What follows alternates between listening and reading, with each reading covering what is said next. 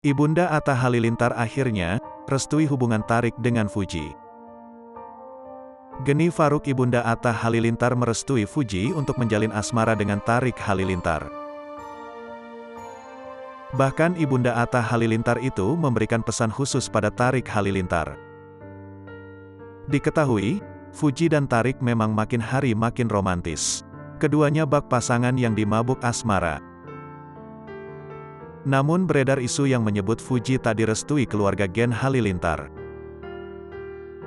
Apalagi, Fuji belum bertemu dengan Gen Halilintar, terutama orang tua Tarik. Tak seperti isu yang beredar, ternyata sang mama tampaknya tak masalah dengan hubungan Tarik dan Fuji. Tarik Halilintar mengaku bahwa Lenggo Geni Faruk mendukung hubungannya itu. Mendukung, ujarnya. Namun sang mama meminta Tarik untuk berpacaran dengan sewajarnya, jangan melakukan hal yang aneh-aneh.